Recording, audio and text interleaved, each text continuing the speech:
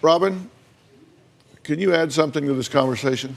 Yes, this entire time I've been thinking about, just very recently, I spent the evening in the emergency room and then going through to the secret place where we then hand off women and children to take them to the shelter. And I was with a beautiful young woman who had just been abused by her husband. She had been with him for 10 years, and all through middle school, high school, and college. And I had spent the evening with her there in the hospital. She had a dislocated shoulder and a dislocated knee. He had just thrown her down the stairs while she was holding their 3-month-old baby. And she said, you know, Robin, I really never saw this coming. I've always thought he was the love of my life. I really believed that we would be there forever, be together forever. I never saw it coming. And then I went through the whole list of the signs of abuse, the warning signs. And she just looked at me like, oh my God, the warning signs were there. I just didn't see them. They were all there for the entire 10 years. The whole time I thought he was the love of my life, and all of the warning signs were there. And thank God that baby survived that fall, and she left him that night. And I want to tell you all of these warning signs so you will remember and have a life that you deserve.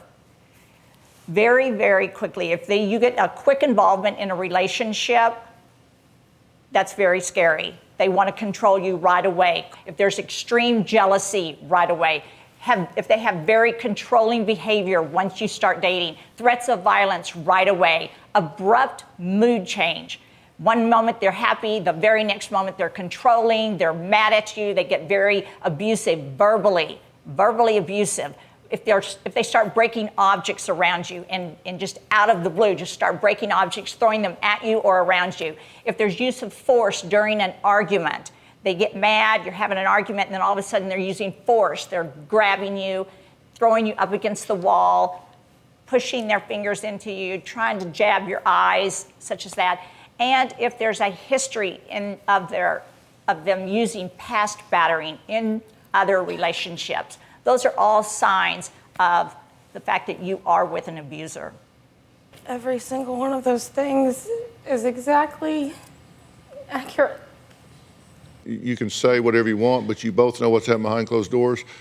And he says every time you leave, you come back. I want to offer to get you some professional help that's going to help you with your self-worth. It's going to help you with your self-esteem.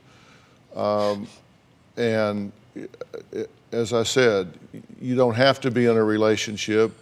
If you feel this is toxic for you, and you both have said it's toxic for both of you, then you need to find the strength to stand on your own and not feel like you need to go back to a relationship that you perceive to be toxic and in fact dangerous. And it doesn't matter whether you're right or not. If you perceive it to be that way and you go back to it, that's not well. No. If you perceive it to be that way and go back to it, that's not well. That's crazy. And obviously this is just simply not working. You believe it to be true. He says absolutely, emphatically, it is not true. You two are. I mean, you couldn't be further apart on this. You have your answer. He's not going to. He can't change what he doesn't acknowledge. It means whatever your perception is, you're going to get more of the same. And he's saying, you come begging to come back. Well, I'm going to help you to not do that. I'm going to get you that professional help.